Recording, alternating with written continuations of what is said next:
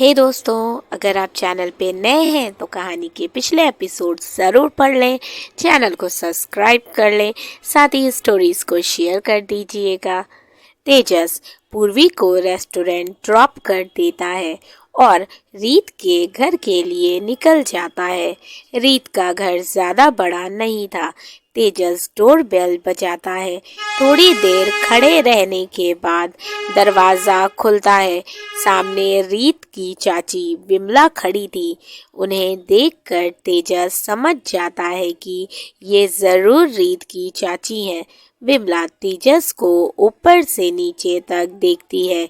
तेजस ने white shirt के साथ ब्लू कलर का कोट पैंट पहन रखा था।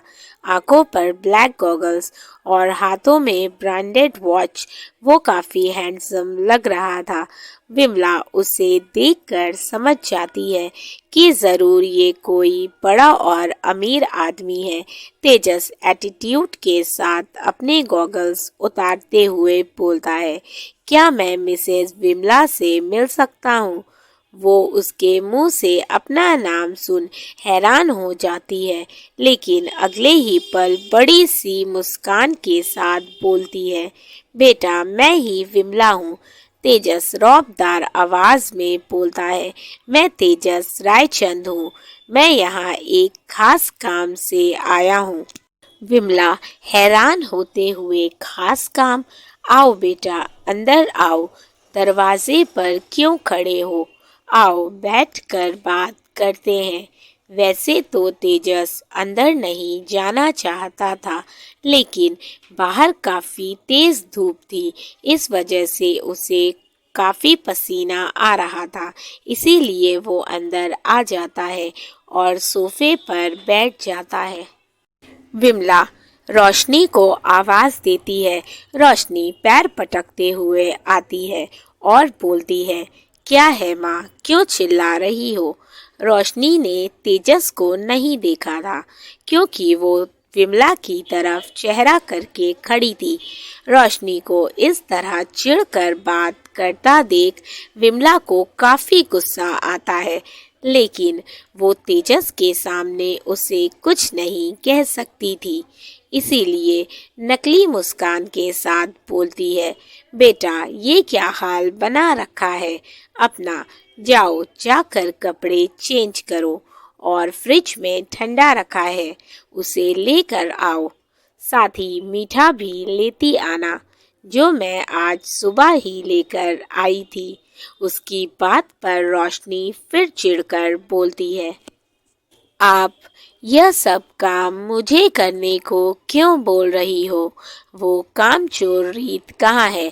विमला कुछ बोलती उससे पहले तेजस गुस्से से बोलता है, मैं यहाँ किसी खास काम से आया हूँ और मेरे पास यहाँ वेस्ट करने के लिए टाइम नहीं है, तो सीधे काम की बात करें।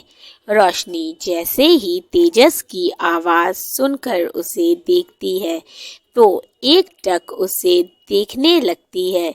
विमला आकर बैठ जाती है। रोशनी का इस तरह से उसे लगातार घूर कर देखना तेजस को बिल्कुल पसंद नहीं आ रहा था। उसको बहुत गुस्सा आ रहा था, लेकिन वो अपना गुस्सा शांत करते हुए भारी आवाज में बोलता है, मुझे घुमा फिरा कर बात करना पसंद नहीं, तो सीधे मुद्दे पर आते हैं।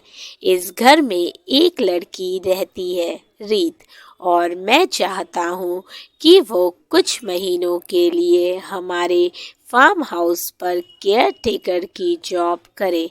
विमला और रोशनी यह सुन हैरान हो जाती है। विमला, ये क्या बोल रहे हो बेटा? वो एक्टिंग करते हुए बोलती है, बेटा वो मेरी बेटी।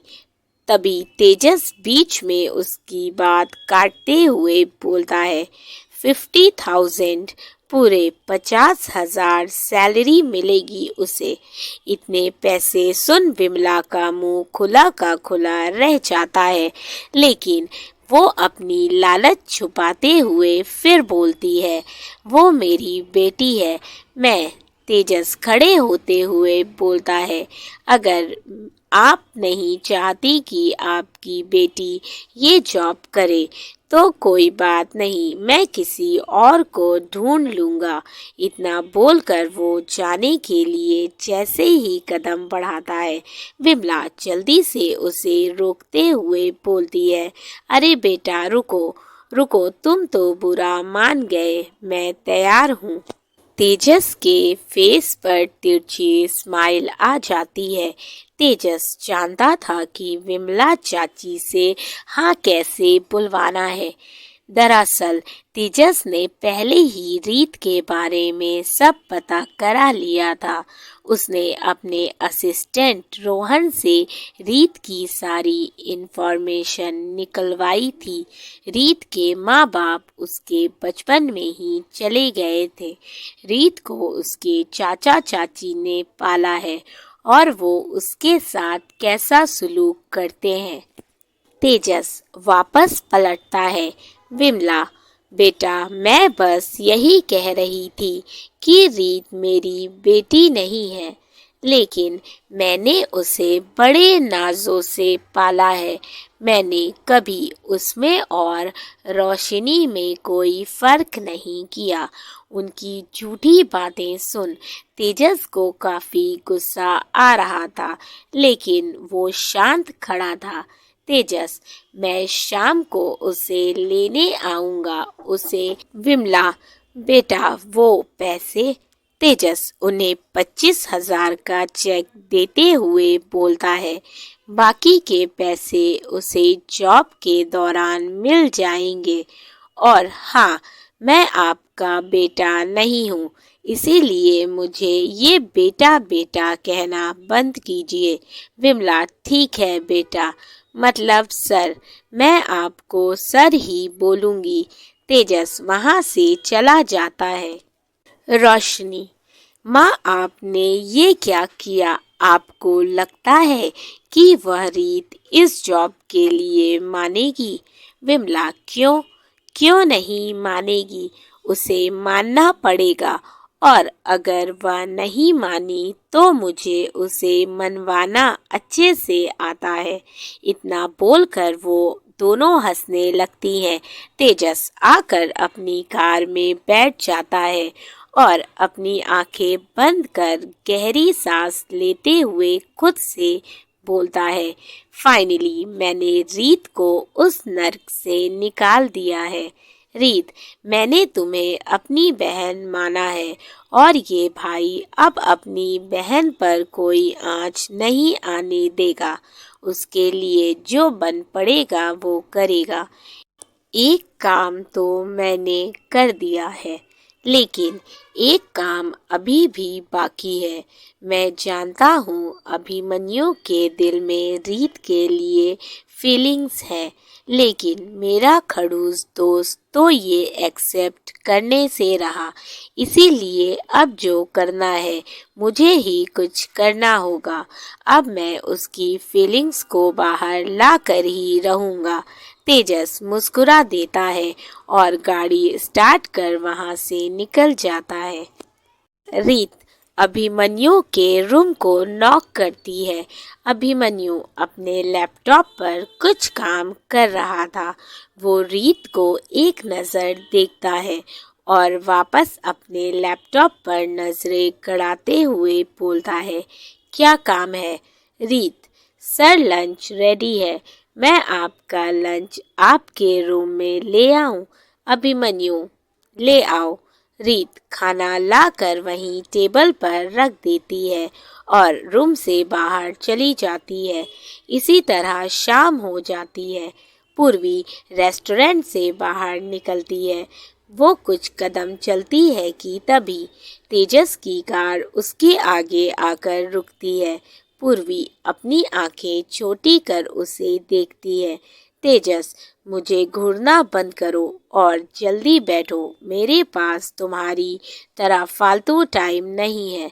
पूर्वी, हाँ तो किसने कहा है आपको कि आप अपना कीमती टाइम यहाँ वेस्ट करें? तेजस अपना गुस्सा शांत करते हुए बोलता है, जल्दी बैठो, मुझे रीत के बारे में बात करनी है। तो पूर्वी बैठ जाती है। तेजस उसे अपने और चाची के बीच हुई बात बता देता है। चाची पैसे देकर मान गई। ये सुनकर पूर्वी को बहुत गुस्सा आता है। पूर्वी गुस्से से बोलती है, विमला चाची से और उम्मीद भी क्या की जा सकती थी।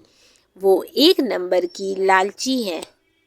पूर्वी खुद से ही कहती है, अच्छा हुआ जो रीत इस जॉब के लिए मान गई। कुछ महीना ही सही, कम से कम वो इन लोगों से तो दूर रहेगी। तेजस उसकी बात पर कुछ नहीं बोलता। कुछ देर में वो लोग फार्म हाउस पहुंच जाते हैं। पूर्वी रीत को सब बता देती है, जिसे सुनकर रीत की आंखें थोड़ी नम हो जाती हैं। पूर्वी उसकी नम आंखें देख उसका हाथ पकड़ते हुए बोलती है, रीत तू किसके लिए अपना दिल दुखा रही है। वो लोग तेरे प्यार के लायक नहीं है। रीत कुछ नहीं बोलती। दोनों घर के लिए निकल जाती हैं। थोड़ी देर में दोनों घर पहुंच जाती हैं। रीत अपने रूम में चली जाती है। वो जैसे ही चेंज करके बाहर आती है, विमला उसके पास आकर बोलती है, अरे बेटा आ गई तुम, थक गई होगी ना। रुको मैं तुम्हारे लिए चाय लेकर आती हूँ। रीत उनका ये रूप देखकर हैरान हो जाती है। वैसे तो उसे पता था कि चाची का बर्ताव चेंज होगा, लेकिन इतना चेंज होगा इसकी उम्मीद उसे नहीं थी। पहली बार चाची ने उसे इस तरह से प्यार से बात की थी। विमला उसके लिए चाय और बिस्किट लेकर आती है और उसे देते हुए बोलती है, ले चाय पी। वो रीत के पास बैठते हुए बोलती है, वैसे तेरी जॉब कैसी चल रही है। रीत थोड़ा हिचकिचाते हुए बोलती है, अच्छी चल रही है चाची। विमला, अच्छा वैसे तुझे बड़ी मेहनत करनी पड़ती होगी ना। रीत कुछ नहीं बोलती। विमला, वैसे मैंने तेरे लिए एक नई जॉब ढूंढी है। उसमें तुझे ज्यादा मेहनत भी नहीं करनी पड़ेगी और पैसे भी ज्यादा मिलेंगे। वो उसे बता देती है कि उसे एक केयर टेकर की जॉब करनी है, लेकिन वो ये नहीं बताती कि उन्होंने पहले से ही पैसे ले लिए हैं। रीत को सब पहले से ही पता था, लेकिन वो फिर भी थोड़ा अनजान बनती है, क्योंकि अगर वह ऐसे नहीं करती तो विमला को उस पर शक हो जाता। वो थोड़ा परेशान होकर बोलती है, चाची मैं कैसे। विमला, कैसे का क्या मतलब है तेरा। मैं तेरी चाची हूँ, बचपन से पाला है तुझे। मुझे पता है तो मुझे मना नहीं करेगी। वो रोने की एक्टिंग करते हुए बोलती है, मैंने तो तुझे हमेशा अपनी बेटी माना है, लेकिन लगता है तू मुझे अपनी माँ नहीं मानती। कोई बात नहीं। उनकी बात सुन रीत जल्दी से बोलती है, चाची मैं तैयार हूँ। चाची खुश होते हुए बोलती है, मुझे पता था। अब जल्दी से तू अपना सामान पैक कर ले। वो तेजस रायचंद आता होगा तुझे लेने। रीत हाँ में अपनी गर्दन हिला देती है। कुछ देर बाद तेजस रीत का सामान अपने कार में रखता है और उसे बैठने को बोल विमला के पास जाता है। विमला, बेटा। वो तेजस उनके बोलने से पहले उन्हें एक चेक देते हुए बोलता है। तेजस रायचंद कभी अपनी बात से नहीं पलटता। इतना बोल वह आकर कार में बैठ जाता है और कार फार्म हाउस के लिए निकल जाती है। तेजस रीत को उसका रूम दिखा देता है। तीनों साथ में डिनर करते हैं। तेजस अभिमन्यु को उसके रूम में लेकर चला जाता है। रीत भी किचन समेटकर अपने रूम में सोने चली जाती है। सुबह रीत जल्दी जल्दी ब्रेकफास्ट तैयार कर रही थी क्योंकि आज तेजस को वापस जाना था। कुछ घंटों में उसकी फ्लाइट थी। तीनों साथ में ब्रेकफास्ट करते हैं। तेजस अभिमन्यु से मिलता है, फिर रीत के पास आता है और उसके सिर पर हाथ रखते हुए बोलता है, अपना और अभिमन्यु का ख्याल रखना और मेरी याद आए या कोई भी प्रॉब्लम हो तो मुझे बेझिझक अपने बड़े भाई को कॉल कर सकती हो। तेजस की बातों से रीत की आंखें छलक आती हैं। वो नम आंखों से बोलती है, तेजस भाई इतनी जल्दी जाना ज़रूरी है। उसकी बात सुन तेजस मुस्कुराते हुए बोलता है, कहीं ये तुम अभिमन्यु के गुस्से की वजह से तो नहीं बोल रही हो। रीत उसकी बात का कोई जवाब नहीं देती तो तेजस उसे समझाते हुए बोलता है, अभिमन्यु दिल का बुरा नहीं है, हाँ बस तुमसे थोड़ा चिढ़ा हुआ है क्योंकि जितनी बार भी तुम उससे मिली हो, कभी उस पर सामान गिराया तो कभी तुम्हें बचाने के चक्कर में बेचारा खुद गिर गया। इतना बोलकर वो हंसने लगता है। रीत बस अपना सिर झुकाए खड़ी थी। तेजस, रीत मैं सच बोल रहा हूँ। अभिमन्यु जितना खुद को सख्त दिखाता है उसका दिल उतना ही कोमल है। अगर एक बार तुम उसे समझ गई ना तो कभी अपने दिल से उसे नहीं निकाल पाओगी। रीत बस ध्यान से उसकी बातें सुन रही थी। तेजस मुस्कुराने लगता है और कार में बैठते हुए बोलता है, पहुंचकर कॉल करूँगा, ख्याल रखना अपना भी और मेरे खड़ूस दोस्त का भी। वो कार में बैठता है और उसे बाय बोल वहां से निकल जाता है। रीत वापस अंदर आ जाती है और अपने कामों में लग जाती है। इसी तरह पूरा दिन बीत जाता है। रीत खाने की प्लेट अभिमन्यु के रूम में लेकर आती है। अभिमन्यु बेड से टेक लगाकर सो रहा था। रीत उस प्लेट को टेबल पर रख उसे आवाज देकर उठाती है। अभिमन्यु उठकर बैठ जाता है। रीत उसके सामने प्लेट करते हुए बोलती है, सर डिनर कर लीजिए। अभिमन्यु उसके हाथों से प्लेट ले लेता है और डिनर करने लगता है, लेकिन उसे कुछ याद आता है तो वो रीत की तरफ देखकर पूछता है, तुमने डिनर किया? रीत, मैं बाद में कर लूँगी। अभिमन्यु कुछ नहीं बोलता। इसी तरह कुछ दिन बीत जाते हैं।